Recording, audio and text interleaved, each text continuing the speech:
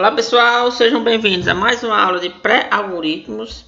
Nessa aula vamos ver como delimitar o número de casas decimais.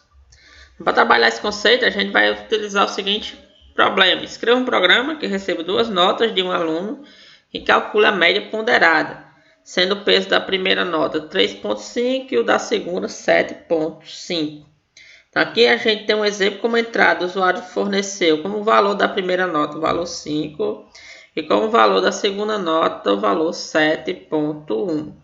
E aqui foi calculado a média. Então, a média de 5,0 e 7,1 foi 6,4382. Então, ele delimitou aqui o número de casas no valor 5.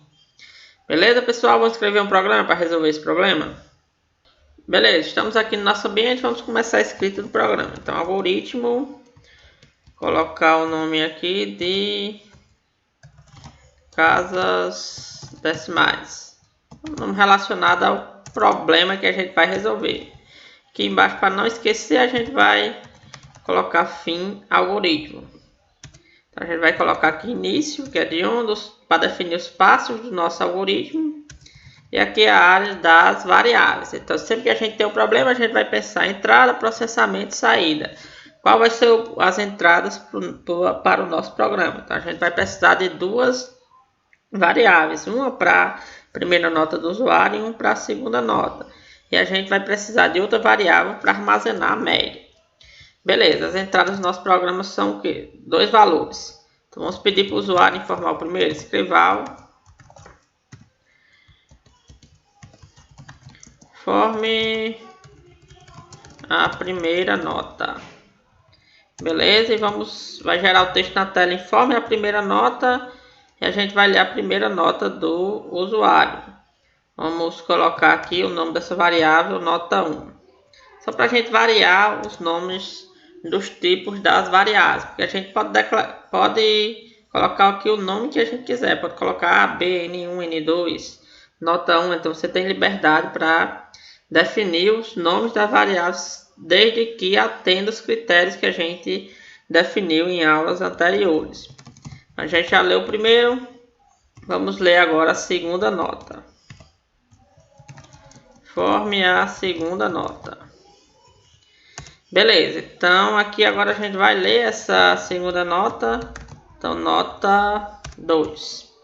Beleza, então aqui a gente já leu o valor da primeira, leu o valor da segunda nota. Como entrada, a gente precisa de mais alguma coisa? Não, porque para calcular a média de duas notas eu preciso da primeira e da segunda nota. Com isso eu já consigo calcular. Então, a próxima etapa seria a etapa de processamento. Então, a gente vai criar uma variável média e vai atribuir a média o quê? Como é média ponderada, então a gente vai ter nota 1 mais nota 2 dividido por alguma coisa. Então, média ponderada você divide pela soma dos pesos. Então, a primeira, o peso dela era 3,5 e a segunda, o peso dela era 7,5. Então, você vai multiplicar cada uma das notas pelo peso dela. No final, você vai dividir pela soma dos pesos. Então, o primeiro peso é 3,5 e o segundo peso é 7,5. Então, se eu somar 3,5 mais 7,5, eu vou ter como resultado 11. Beleza, então, como processamento, a gente precisa de mais alguma coisa? Não, a gente já fez o nosso processamento, que era calcular a média. Então, aqui no final, falta só escrever o valor da média. Vamos escrever aqui, média igual, e aqui a gente vai escrever o que está na variável média. Beleza, quais foram as variáveis que a gente precisou? Nota 1, nota 2, média, todas do tipo real. Beleza, vamos executar.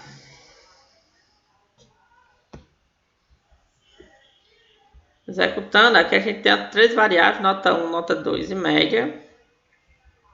Pedir aqui para informar a primeira nota. Digamos, vou colocar aqui 8. Beleza, então a primeira nota recebeu o valor 8.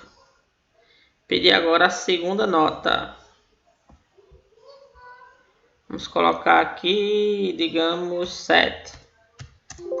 Beleza, a segunda nota recebeu o valor 7. Agora vamos calcular a média. Então a média vai ser, ó, a média ponderada no caso de 8 e 7. Então por que não deu 7,5? Porque aqui a gente tem a média ponderada. Então não é só a soma dividida por 2. Cada nota ela vai ter um peso em particular. Então o resultado, ó, da média deu o que? 7, 31, 81, 81, 81 e 82 no final. Então note, ó, que aqui a gente tem várias casas decimais. Então quando for impresso, ó, imprimir a média, ó, com essas várias casas decimais. Então aqui o que é que a gente quer? A gente quer limitar o número dessas casas decimais. Como é que a gente faz isso? Então, aqui a gente vai no nosso programa, a gente vai colocar 2 pontos. A gente vai colocar aqui 2 pontos e 2 pontos novamente. Então, esses primeiros 2 pontos aqui, a gente vai colocar um número. Esse primeiro número é a quantidade de dígitos que você quer representar um número em particular. Se você quer definir um número com uma quantidade específica de casas decimais, aí você geralmente coloca aqui nesse local específico o mesmo número das casas decimais que você quer. Então, digamos que a gente quer 5 casas decimais.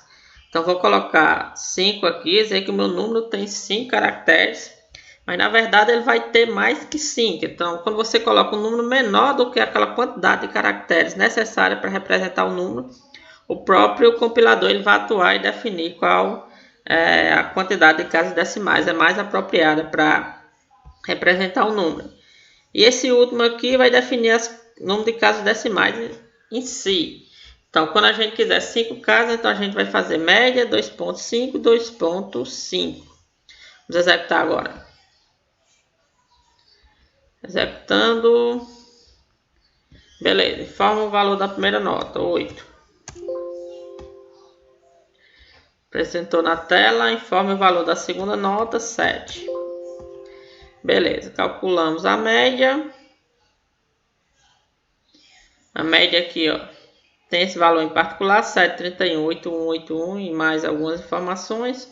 Quando for impressa, agora foi impressa a média com a quantidade de casas decimais que a gente pediu, que no caso foi 5. Então, se a gente mudar aqui, ó, esse primeiro, como eu falei para vocês, é apenas a quantidade de dígitos que o número vai ser representado. Aqui a gente vai dizer que o número vai ser representado com 5 caracteres. Por exemplo, se eu colocasse 20 e executasse, forma a primeira nota, 8. Forma a segunda nota, 7. Calculando a média. Imprimindo a média. Como a gente pediu agora 20 caracteres, aí no caso o número ele tem menos de 20 caracteres. Ele tem quanto? 1, 2, 3, 4, 5, 6, 7 dígitos. Então os demais dígitos para completar os 20 caracteres foram preenchidos com o espaço. Então geralmente para não ter esse problema a gente coloca como quantidade de dígitos do número a mesma quantidade das casas decimais. Beleza, pessoal? Por essa aula ficamos por aqui. Até a próxima aula. Obrigado.